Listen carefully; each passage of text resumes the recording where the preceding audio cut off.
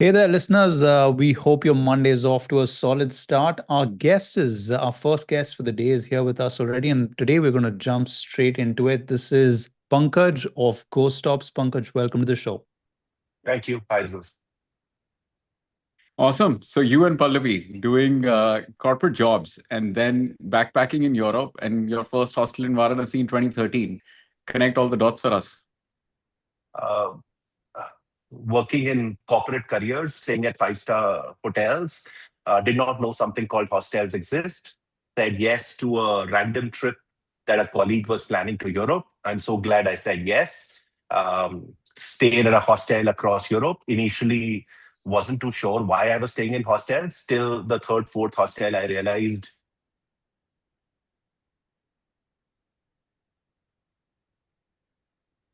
Have we lost Pankaj early I into the think stream? I think we have. Just when the story was getting exciting. But while we wait for Pankaj, what is up on Twitter? Did you see the YC startup school in I Bangalore? saw, yeah. All the discussion around it. Positive, some negative also? It was a mixed bag, but well, what 2,000 people in a single venue. Apparently, they had the highest number of applications. Or it's the biggest startup school also that they've done. Like 25,000 people applied. They're getting $25,000 in credit also, like the AI credits to build their companies. So I think that's the more attractive part of it. I Yeah, saw people like trying to bid on people who are not going to use the credits and want to sell, get rid of their credits. yeah. Anyway, we've got But Pankaj Pankaj back. is back. And All right, Pankaj, Pankaj. I So have to you, say, any founder story that starts with travel makes it sound a little bit like Shoe Dog, and these are the most exciting stories. So please, Yeah. where were you? five-star hotel, So then hostel life. Yeah, hostel life. And I remember sitting at this hostel in Salzburg on bar stools, and we just walked into a really noisy room. Everyone was making drinks with Tetra Pak juices, and we had made 4 or 5 friends within 5 minutes. And I remember Pallavi telling me that, hey, something like this should exist in India. I'm like, why do you want to open a hotel in India? She's like, tell me a hotel where people just mingle and make friends so quickly. I was like, yeah, there is no social hotel in India. And that idea sort of did not leave our mind. And we came back and we researched. And I remember taking the Shara holidays. We used to plan corporate holiday vacations together. And we used the Shara holiday to actually travel to Varanasi to search for properties. Went to Goa. There used to be one hostel that used to exist in Goa at that time, and understood there were only foreign backpackers who were coming and staying at hostels.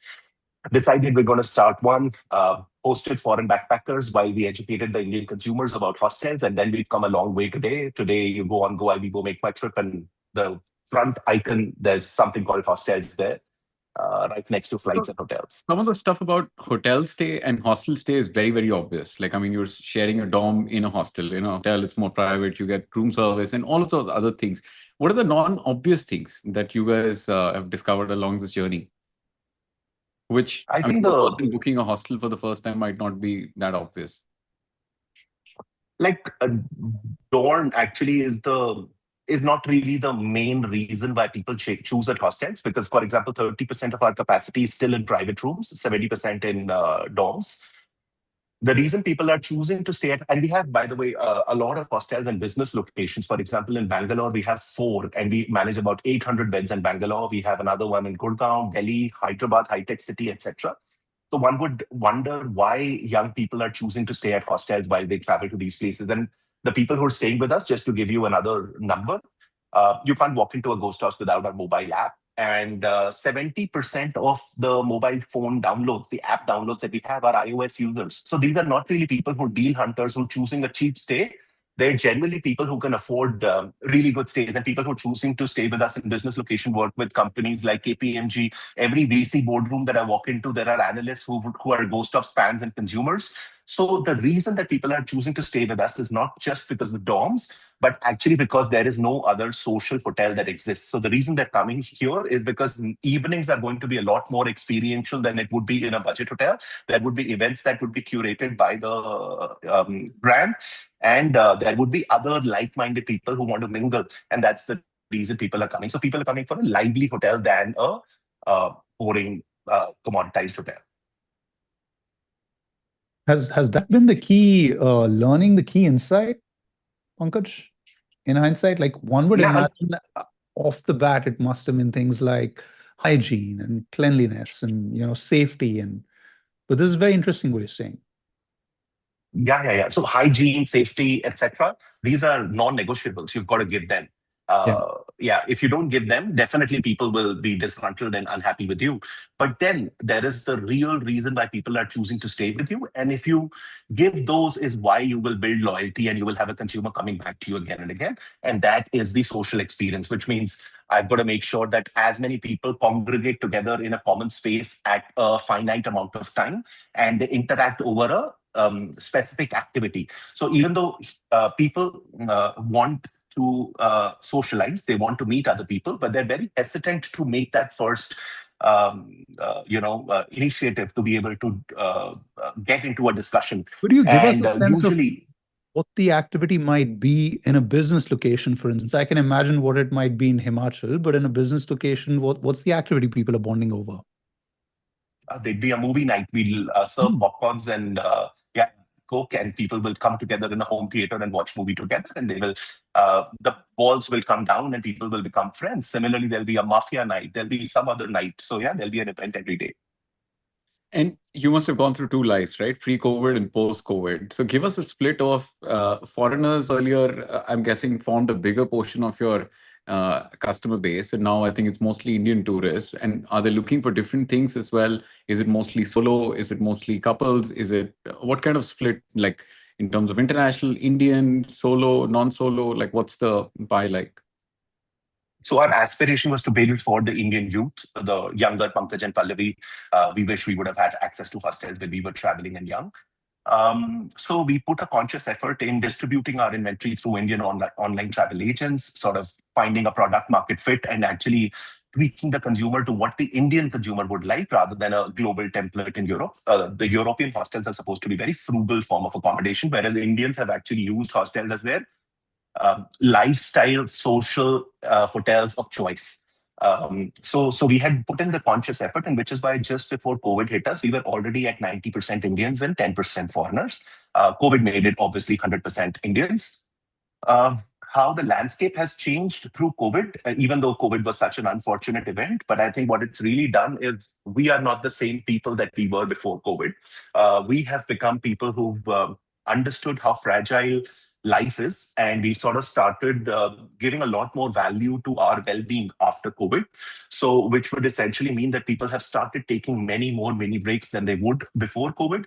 People have begun to spend a lot more on great experiences than they would before COVID.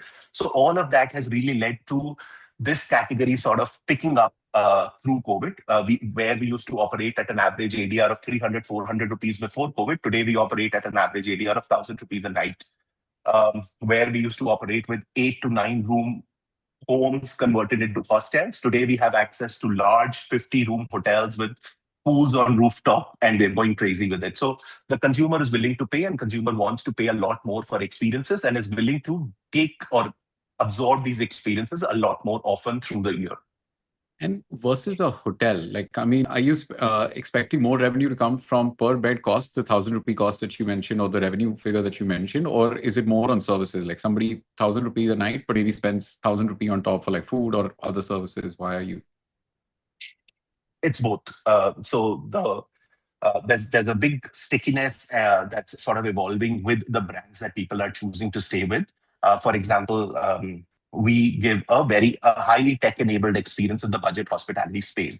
For example, even if you need a bucket and a mug in your bathroom, you actually raise a ticket on the mobile app, and it gives you a transparency that your ticket's going to be closed in 15 minutes. The food ordering experience or the door that you open in the room or in the lockers, everything is digital and on the app.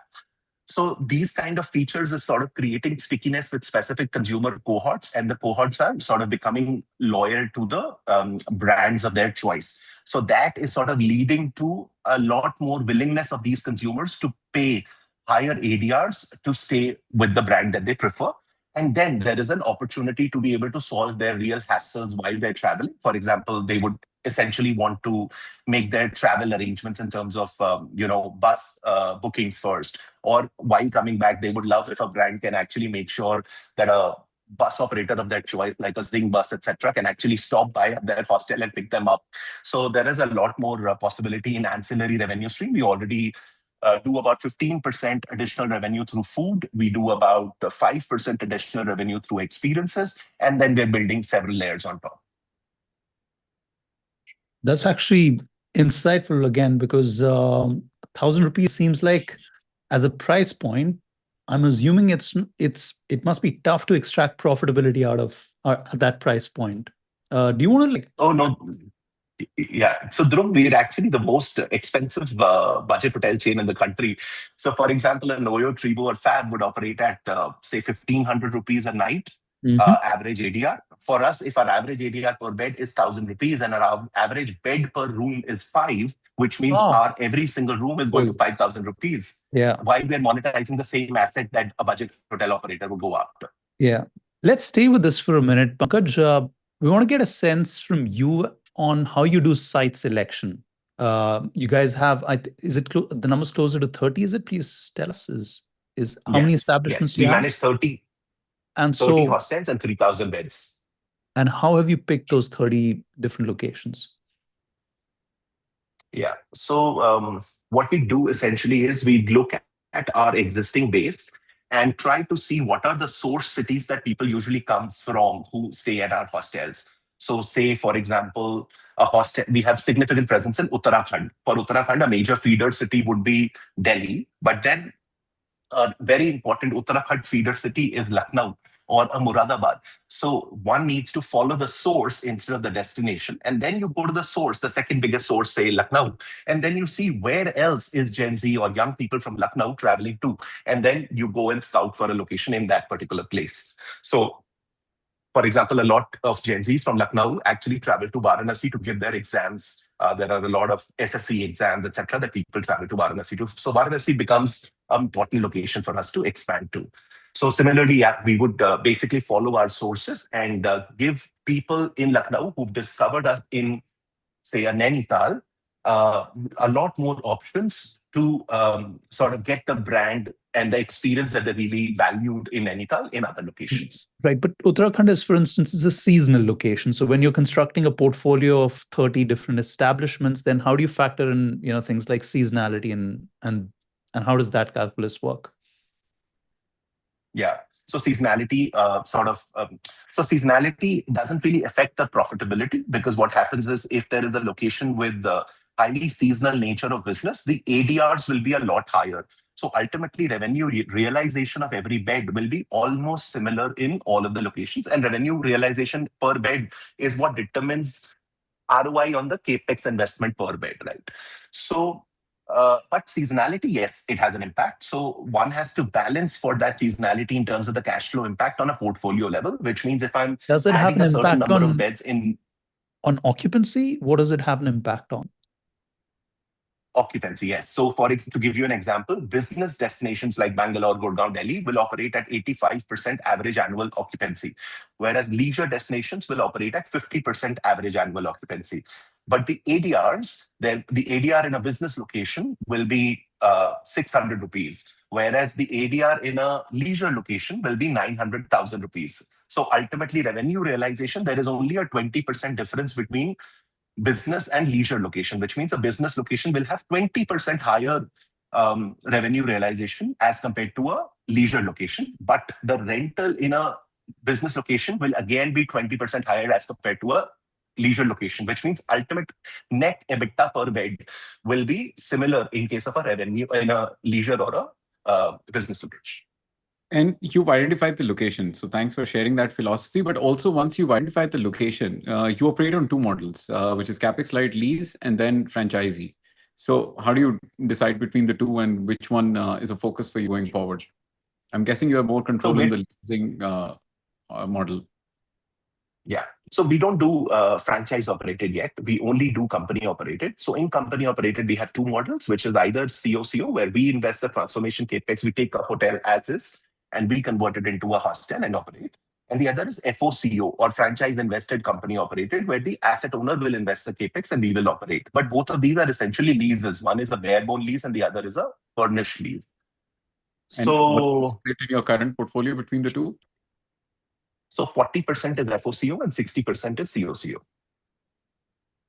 But they're both CEOs, so definitely the company likes to own and run all of the different properties. And what does that give you control over? Why do you guys do that? Why is that so important to you? I know others who don't do that. Experience.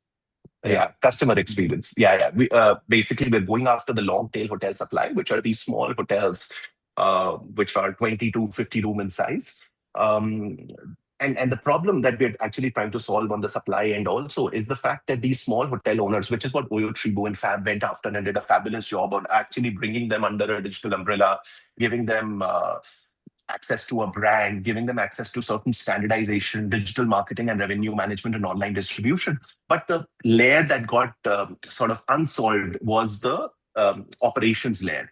And these people who own these hotels, they are SME business owners. So they've done well for themselves in their own business, and they don't have the time or the motivation to get into the operations, day-to-day operations of that hotel. So one needs to build a lean, mean, tech-enabled operator, new age operator for these assets, which is what we're building.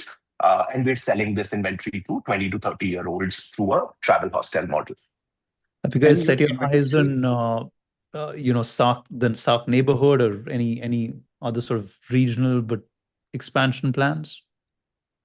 Yeah, 100%. As in young Indians who now have a hotel brand of their own.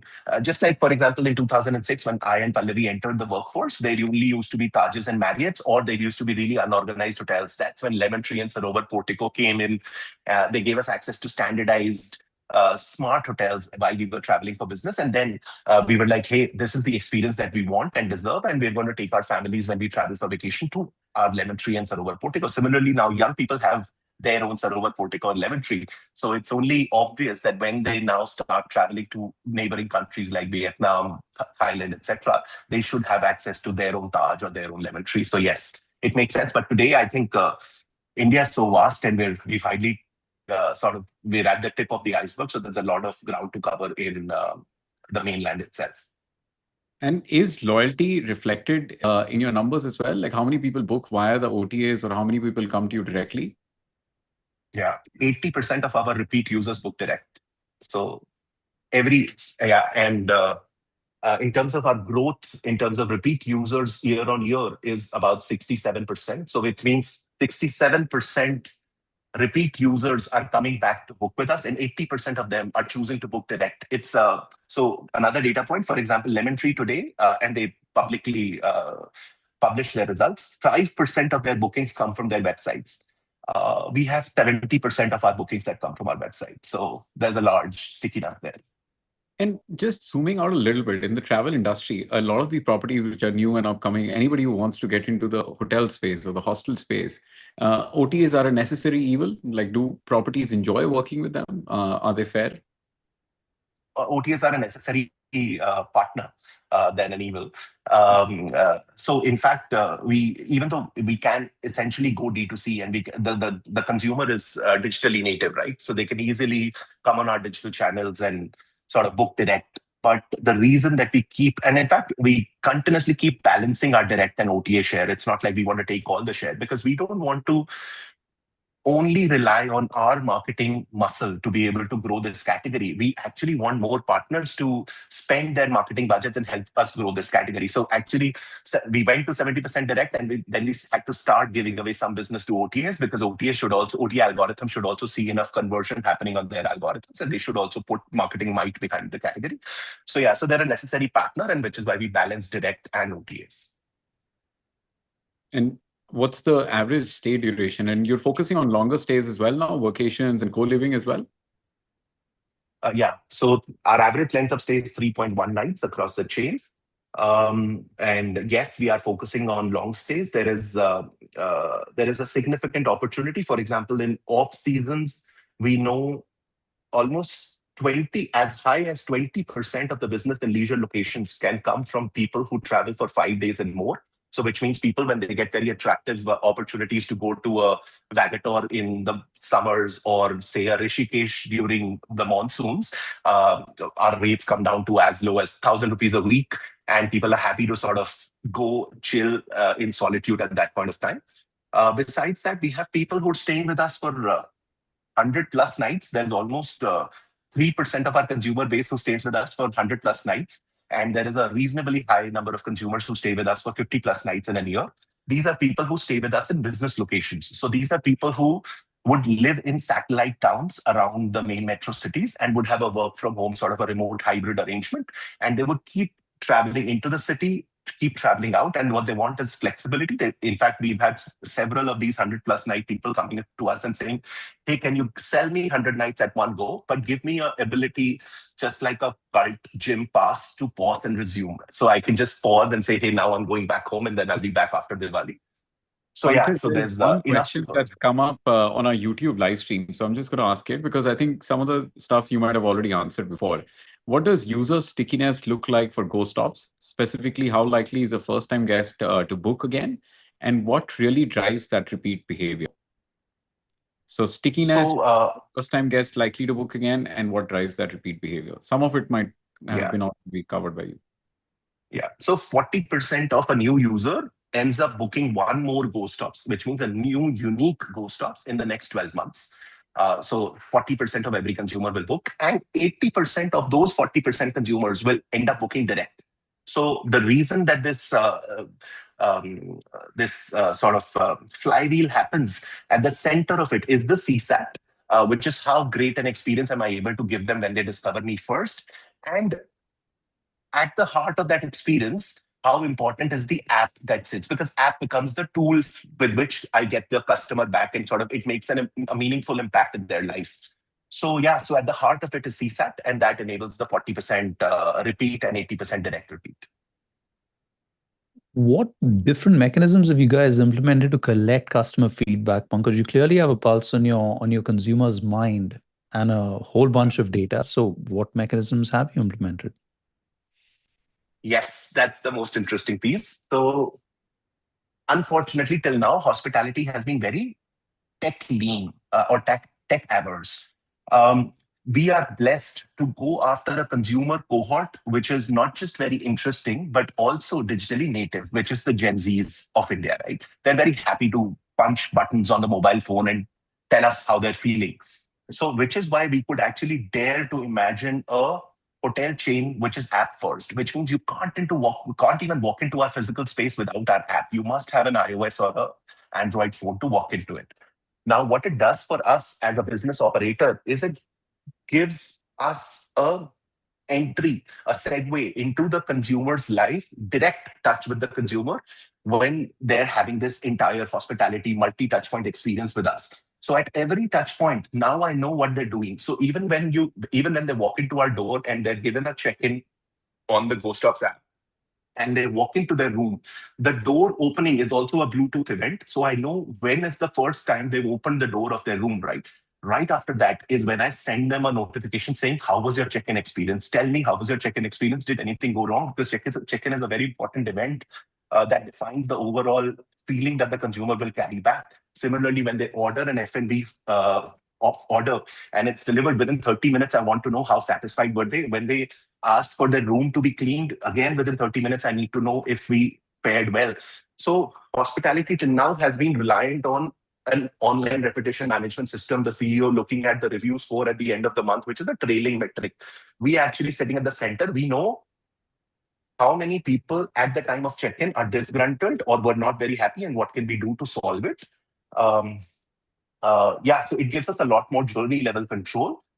And that's the secret source for us. And it's not just feedback, it actually gives us control over service delivery also. So for example, when a consumer raises a request for a bucket and a mug, it becomes a digital event on our system, and the system triggers a whole chain of events that to ensure that this bucket and mug is delivered to the consumer in 15 minutes. Because it's not like the delivery will happen in 15 minutes on its own. There are micro events that are supposed to happen to ensure that, which means within the next 2 minutes, the manager is supposed to acknowledge the ticket. If the manager is busy doing something else and he hasn't acknowledged the ticket, it's not going to happen in 15 minutes. So if the manager doesn't acknowledge the ticket, it again escalates. And I have a central CX team sitting at the center, which has a fire dashboard, and they know where all managers haven't accepted the ticket and they're going to be delayed at a customer satisfaction. So they would call the manager and say, hey, you have to start working on a bucket and a mug in Varanasi, in Uttar Pradesh, or some other place in South India.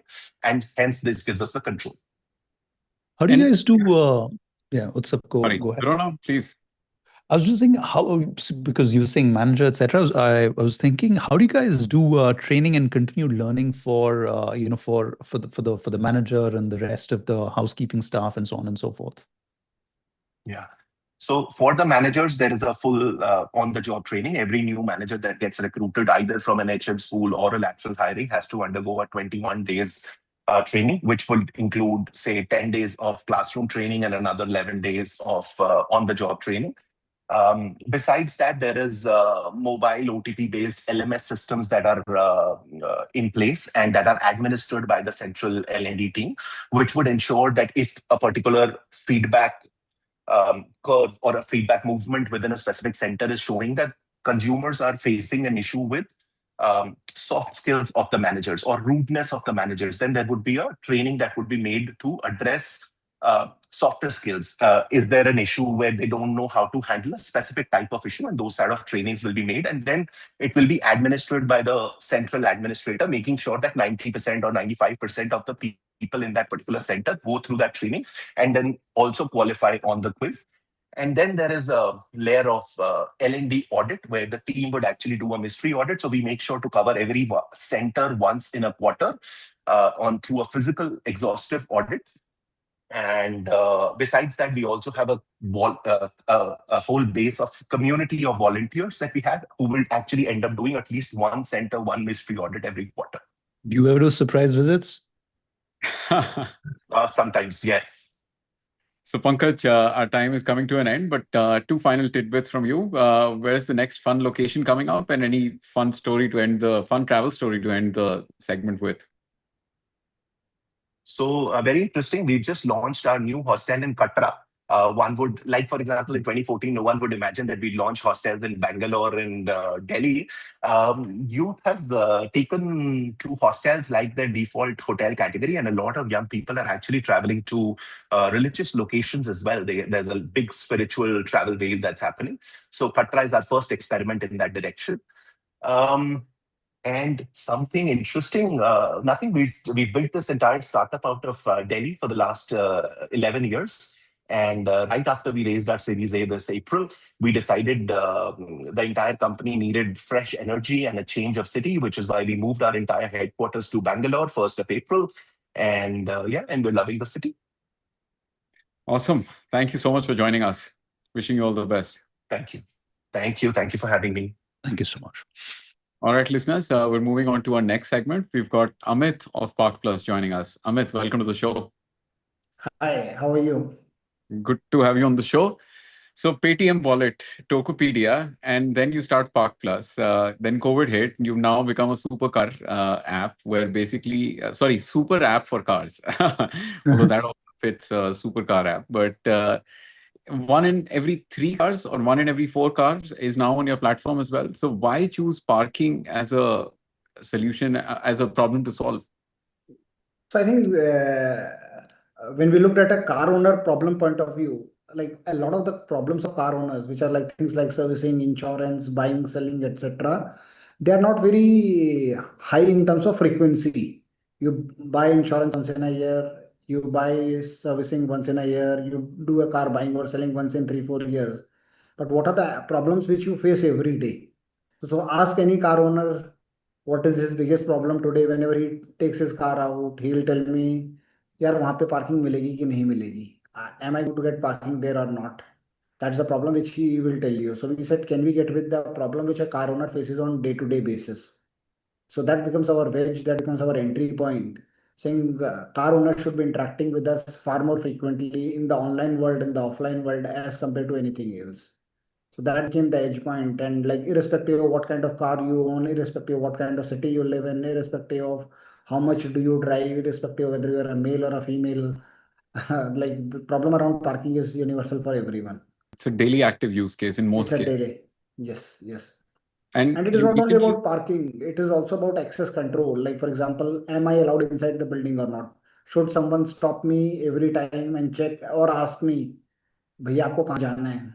Like the system should be able to, in half the cases or 90% of the cases, should be able to determine automatically whether I should be allowed inside or not. Like for example, you live in a society, you are a resident, nobody should be stopping you to get in. You work in an office, you are a corporate employee. Again, you should be able to get in without anybody stopping you. But from a security point of view, if you are a visitor at any of these places, you should be stopped. And rather than depending on the manual efforts of a security guard, which the profile which normally sees a lot of churn, it is impossible for a security guard to remember 1,000, 1,500, 2,000 faces. So it is And better if you the system remembers it. and you've expanded into multiple use cases as well. But I think what's more interesting is your April 2026 LinkedIn post that you just made, where you announced that you had the first quarter of this calendar year to be the first profitable one for that. So do you want to share some insights on what really improved as you built this business?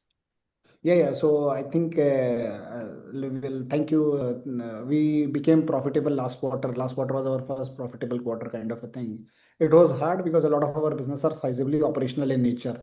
Our businesses are a combination of app, which you see as a consumer, but a hardware, which is installed at roughly now 20,000 plus locations across country, as well as manpower, which could include people fixing those hardware, people doing valet, people selling fastag, etc.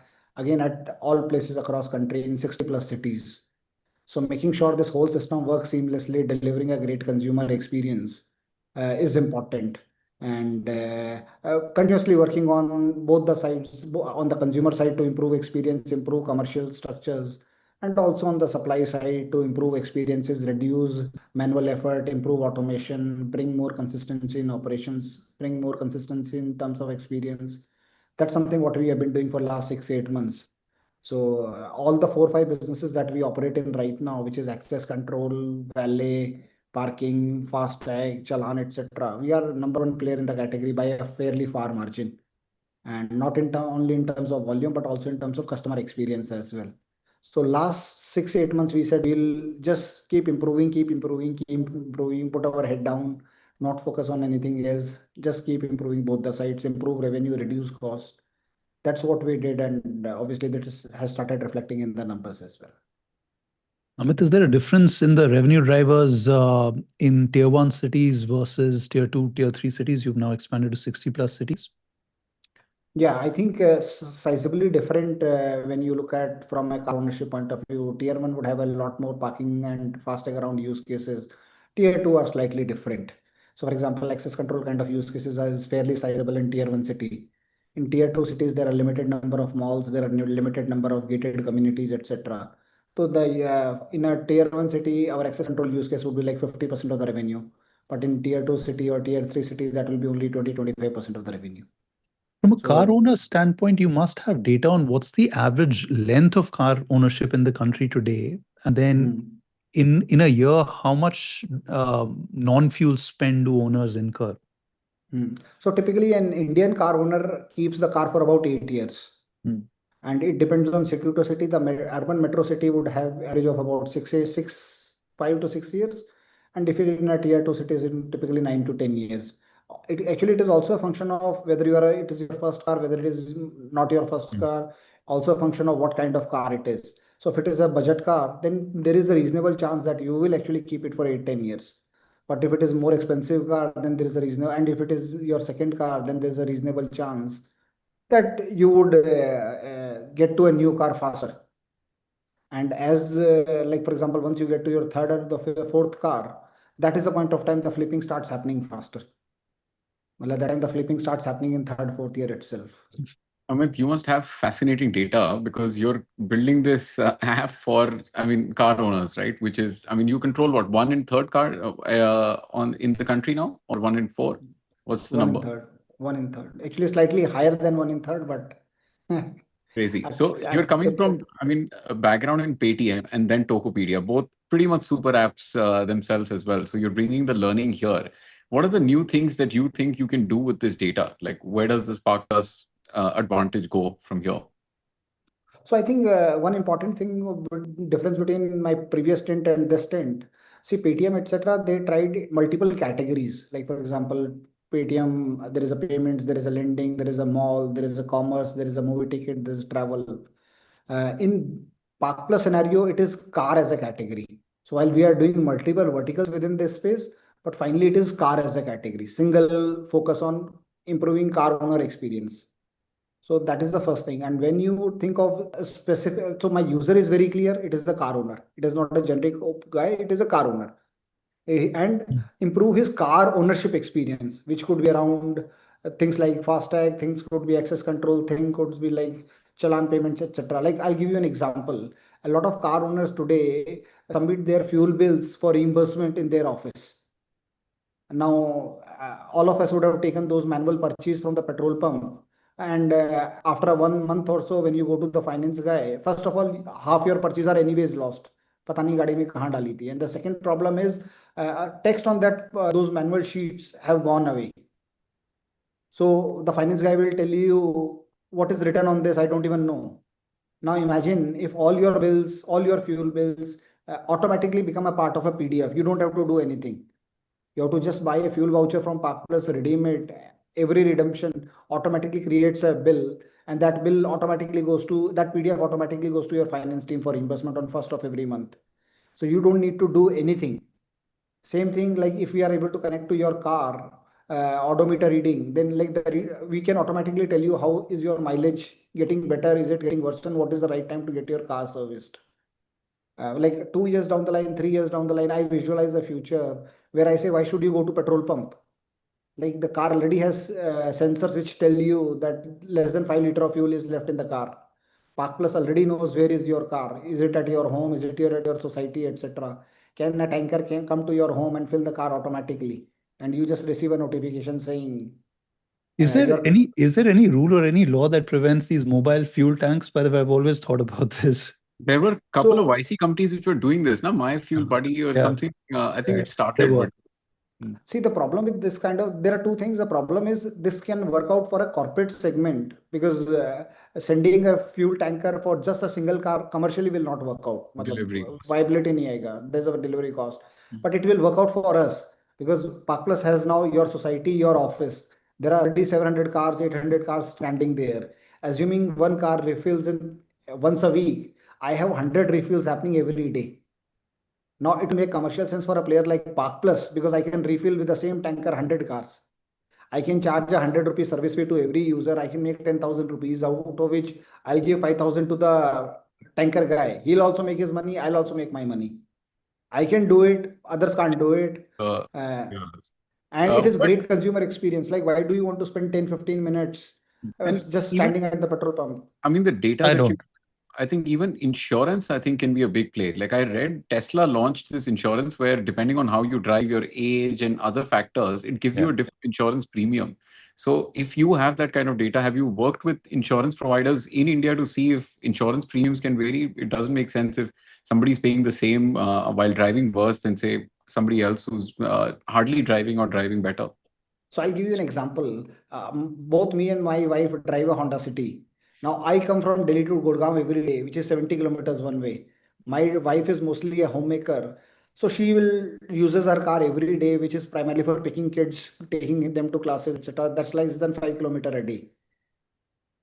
I'm going 70 kilometers a day. She's doing 5 kilometers a day. Both of us pay the same premium, insurance premium. Actually, they shouldn't be happening.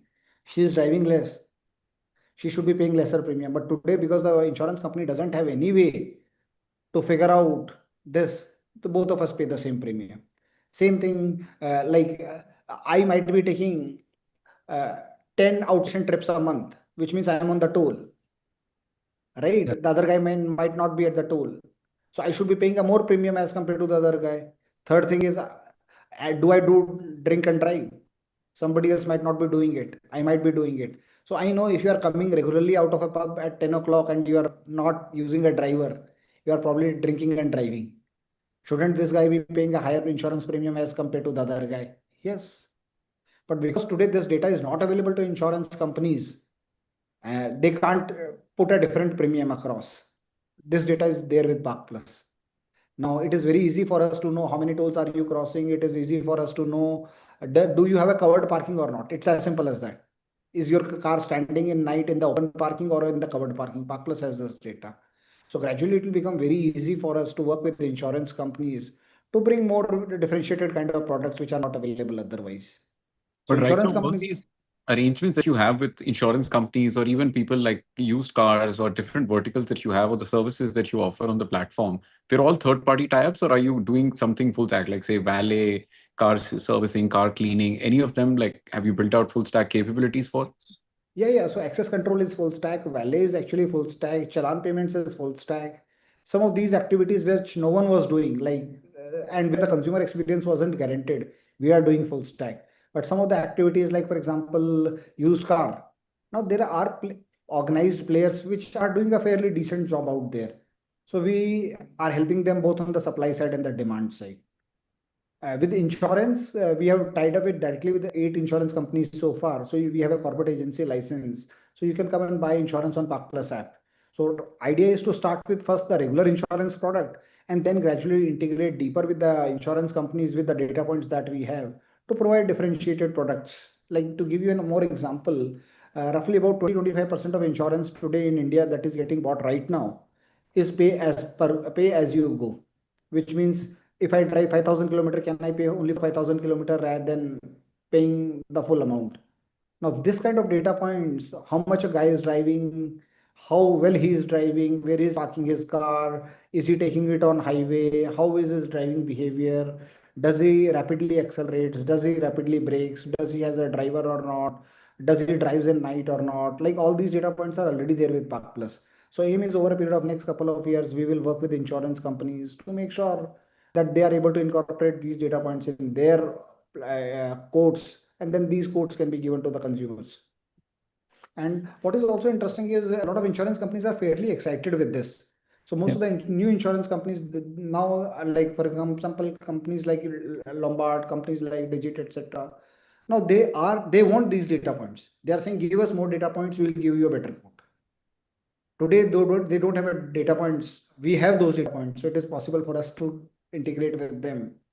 As we make the data points more structured and our larger audience of cars, we today have 2 crore car owners on the platform. India would have a total of 4.5 crore car owners. Because this already happens for health insurance, right? I mean, there was a health insurance plan that if they give you a tracker and your tracker data is good, or you go for a checkup, and if you're not a smoker or drinker, then your premium goes down. So all of these factors do play into health insurance premiums as well. Yeah, so Amit, this will happen for. have you set an internal target for like of all the users whose motor insurance is coming due? How many do you want renewing the insurance on Park Plus itself? Yeah, given a choice, we will want it to be 100%. Why would we want it to be less than 100%? But Obviously, we are starting the journey. So Yeah. idea is like every incremental percentage point is helpful. If you are at 2%, get to 5%, 5, you go to 8%, etc. So right now, the first agenda is not in terms of targeting how many people should buy. The first target is we should provide a comprehensive product offering. Like when a consumer comes on the platform, is he able to see 6, 7, 8 insurance first of all? Is he able to feel that this platform covers most of his needs? Is the insurance buying journey, KYC journey fairly smooth or not? Tomorrow, if he needs help around claims, etc. Insurance is a trust business. We have to, I can't demand bookings from consumers till the time I have earned trust from them. So I'll have to first build those flows, build both on the servicing, both on the buying journey as well as on the claim journey before I can start expecting that they will transact in a larger number with me.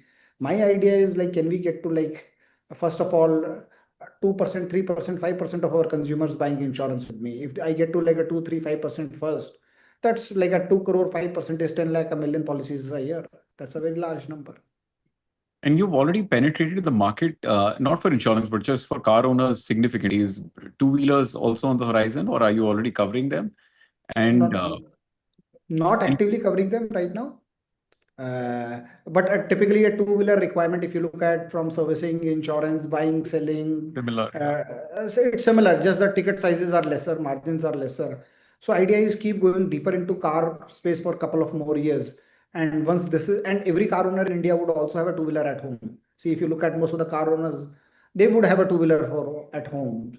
So gradually the idea is if I already have that customer for his one set of vehicles, it would be easy for me to go to another set of vehicles. don't have an exact plan right now for two-wheelers. Over a period of time, we'll have to decide whether we want to go to the two-wheelers or we want to go to another vehicle category or we want to go outside India. What about Like that is EVs? The EV wave? EV, we are fairly sizable. Like Hmm. roughly, I think 20-25% of all EVs in India already are on the Park Plus platform.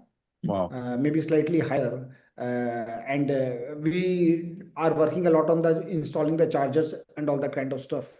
So This a scale, year and a half, we are like the biggest, not the biggest, probably among the top three EV installers in the country, charger installers in the country. So fairly sizable network बनाया था हमने. Then we figured out that the charging is still not monetizable right now. मतलब people were expecting free charges and everything, that kind of stuff. economics. That was happening at that point of time. But- Now, but as the scale improves, the monetization will improve.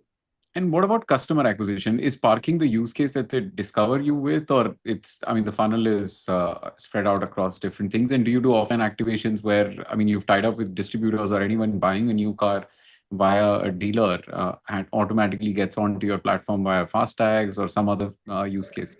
So we have figured out multiple user acquisition channels, like parking is one, access control is second, FASTag is third, valet is fourth. So multiple channels. A lot of our users, we don't do direct customer acquisition saying come and download Park Plus app, but typically the way we have operated is you are using car at a specific use case, we'll acquire you from there. So like for example, you go to say Select City Walk, or you go to say Pacific Mall in Delhi, or you go to say Viviana in Bombay, and you give your car to a customer, you give your car for a valet, and that is a point of time we'll acquire you from there. So acquiring users from the use case, that's something what we have been doing, and that has worked for us so far. And in terms of numbers, like let's paint a picture about the scale of Park Plus. You've said 1 and 2, 1 and 3 cars there, but how many times do they book the parking feature on your app? How many insurance policies have you sold? We'll use March 2026 maybe as the last month, which is fully complete. So any numbers that will help us paint the picture of the scale of Park Plus? So put it that this way, say roughly about 4-5% of total car owner base of India would have transacted with us last year. Like if you come to, like I said, 40% of total car owners in India would already have registered their vehicles at Park Plus. The boom barrier that I talked about, like that goes up and down some 2 crore times a day, 20 million times a day. There would hardly be any car in India which will be not going through our access control system at least once a month. I would Unless put it is it a very as remote. I would put it as there's hardly any boom barrier I go through these days that doesn't have the Park Plus sticker. So idea has been like go deeper. Like for example, as I said, we are the biggest access control player. We are the biggest valet player in country. We are the biggest FASTag player in the country. I think roughly every fourth car in India would have Park Plus FASTag. FASTag distributed by Park Plus. So Speaking multiple. of FASTag, Amit, like FASTag must have been a big inflection point for the country and for the company, I'm sorry. And then even RTO data opening up programmatically through, like, what are some similar MORTH initiatives that we don't even know about that you're excited about at Park Plus? No, I think there are amazing tailwinds when it comes from more than the government initiatives. Like if you look at last 3-4 years, the FASTag being made mandatory have cut time at tolls. Hmm. Like the highways are getting better and better. So which means every weekend people are happy to drive. Like then things No like friction, challans, yeah. etc. Challans, etc. Like earlier, you'll have to go to every state portal to figure out your challans. Now a lot more centralization is happening. So government is putting a lot, like insurance, government initiated pay as you go, which means now you can create a differentiated insurance policy. Not everybody should see the same insurance price, etc. So government is working a lot in terms of creating the right infra, and it is up to us how do we use that infra to deliver a better consumer experience and get more and more consumers to use Park Plus. And in terms of what does the future hold? Like, I mean, in terms of car ownership, are we looking at this super fleet that Tesla is doing, autonomous driving, vagera? Where do you think, like, India, in the next 5-7 years, maybe we might see some innovation on the streets? So I think massive innovation होनी चाहिए. मतलब we haven't gone anywhere, to be very honest. If you look at last 10 years, the biggest innovation has been FASTag. Seamless toll travel has been the biggest innovation. But like gradually, like for example, things like autonomous cars, etc., should be happening in India. If they are happening in US, there is no reason why they not be happening in India. Similarly, things like you can't be like things like we can't. Our urban cities are not equipped for parkings, etc. How do you utilize democratically utilize all the available space? I am taking more examples. Your society parking is free on the weekdays. Your office parking is free on the weekends. Your mall parking is free on the weekdays and busy on the weekend. How do you cross utilize? Like if you take the example of most cities in India, there is a mall, there is an office, there is a corporate building all close by. Is there a way where you make sure that every car owner is able to see where to go and park? I don't want to park on the road, but help make my life easier in terms of where to go and park. Similarly, things like roughly about 2.5, 3 lakh people die in road accidents every year. Like, is it possible if vegetables and fruits and your toothbrush and grocery can reach you in 10 minutes? Why can't ambulance reach in 10 minutes? Like, why should I be going to petrol pump to make sure every time for filling my petrol? Is there somebody who can come at my home before every trip of mine to just to make sure that my air pressure, coolant, gas, etc., everything is taken care of? Like, consumer is going to demand more and more. He's getting exposed to more and more things outside. He's going to demand it more and more. In fact, what is very interesting is now no TV ad talks about mileages. 15 years back, every Maruti ad used to be about either the distribution or mileage. पापा की करा petrol खत्म नहीं होता है. Nobody today talks about कि mileage क्या आ रही है. Because people are saying, as somebody rightly said one time, it's like a computer on wheels. So how do you make the driving experience more and more seamless? How do you make driving more pleasurable? And how do you make sure that the tech which the consumer is comfortable on the phone is the same tech should be of a similar level of experience on the car as well? How is it integrating with the outside world? Car is no more about just about the horsepower. It is about the driving experience. Can you continue to improve it? Yes, like that is the reason if you look at people like Mahindra, etc., they have been gaining market share like crazy because they are delivering what consumer wants. So as more and more car owners realize this, things will improve.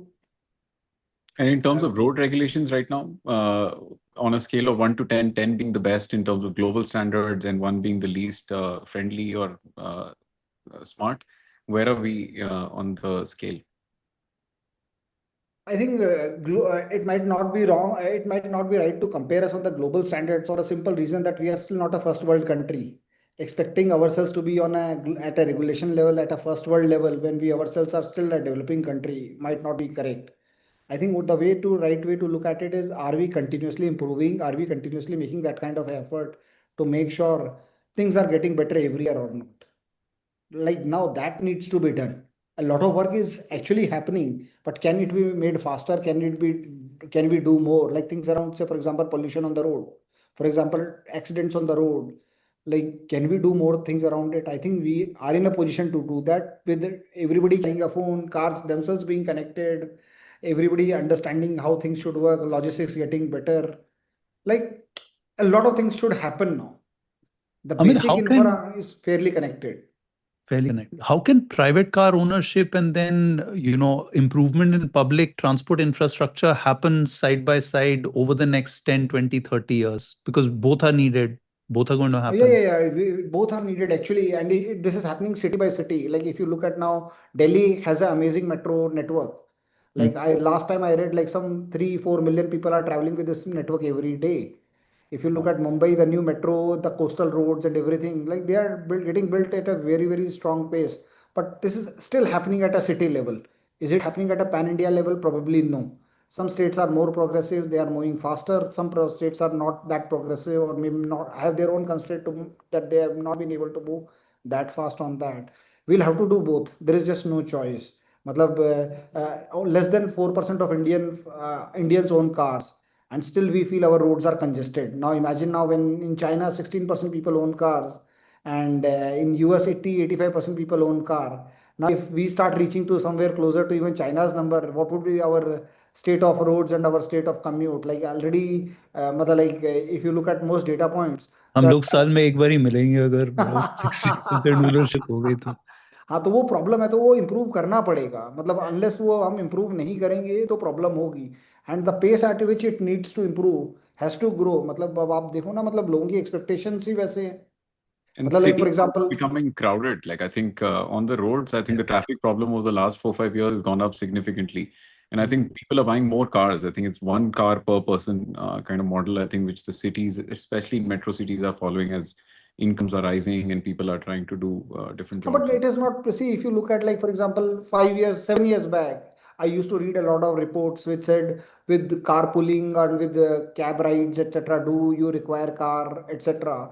But today, a customer doesn't want to go into a bad smelling cab. The customer doesn't want to go in a cab which he has to literally beg the driver to switch on the AC. He doesn't want to go to a cab, मतलब where he is requesting, भैया please आ जाओ, भैया please आ जाओ. Like, as a customer, I have a car. Why should I be begging with someone else to give me a basic commute option? So I think on the other side, that thing will also improve. And today's consumer, he doesn't want to depend on anybody else. He wants a better customer experience. He wants a control on his life. So that is the reason the public transport needs to improve. In fact, every form of mobility, whether it is a bike sharing, whether it is a ride sharing, whether it is a public transport, which is a metro, etc., whether it is a bus, etc., or whether it is the private vehicle itself, like every will have to improve. Otherwise, So, matlab, it is very I mean, hard now so the to come. profitability that you just hit in Q1, I hope that continues. I'm guessing that's your hope internally as well. What is one thing apart from the existing verticals that you're excited about to for the next 2 years for the growth of Park Plus? Okay. So I think we have been able to lay out the basic infra, basic plumbing has been done. We have been able to get enough car owners on the platform. We have been able to also get people to understand Park Plus as a brand with actually without spending any money. Most car owners already know about Park Plus. They are users for one of the more use cases. So idea is now, how do you help them migrate to more than one use case? So somebody who is using us for FASTag should also be using us for Challan, should also be using us for lending, should also be using us for something else. It should also be using us for discovering which is the new car to buy, etc. So as we complete our car ownership cycle, which would mean multiple things around car. So people who are using us for one thing, how do we get them to use us more for more than one thing? That is like the biggest challenge for us for next couple of years. And you've been a guiding light to some young founders as well. I believe you've invested in GoQuick, BharatPe, Dalchini, and many other exciting companies as well. How do you? What are the top two pieces of advice that you give to them? I think the first piece is fairly clear about the customer obsession. Like the customer should love your product. Well, I think that is the first part and so that the customer should love your product. And the second part is, see, ups and downs would continue to happen. Like we raised capital, everybody was very excited. We raised 11 million when we started. That was a fairly large angel round at that point of time. 2 months down the line, COVID happened. Nobody needed cars. For next 2 years, like we were like, yaar, ye karein ki nahi kare? Like, what are we doing? Nobody wants cars. And now everything is back. Like as you said, the traffic on the roads have gone up. More and more people are buying cars, etc. So it is just about being relentless as a founder. Unfortunately, you have signed up for this, or fortunately or unfortunately, you have signed up for this. So there will be times when things go your way. There will be times when things don't go your way. And so you'll have to just keep pounding. You don't have a choice. Just keep doing it and keep making sure that whichever customers you sign up, they should talk good about you. Park Plus today has like 1 million+ reviews on the App Store. We are 4.6 on Android, we are 4.7 on iOS. And this is despite the fact that we are fairly operational in nature, hardware, manpower, people, and everything. Just keep looking at everything. Just make sure that the experience that you deliver has your name written on it. So just keep delivering that. So if you keep doing that, then obviously there are enough people who will say, यार कुछ तो काम ठीक कर रहे हैं, सही लग रहा है. And that's where you keep going types. Amazing, Amit. Thank you so much for coming on the show. Wishing you the very, very best. Thank you. Sure. Thank you. Thank you. Thank you so much. Thank you. All right, listeners, that's it from us today. Dhruv and I will see you on Wednesday at 4 o'clock. Have a good one. Bye-bye.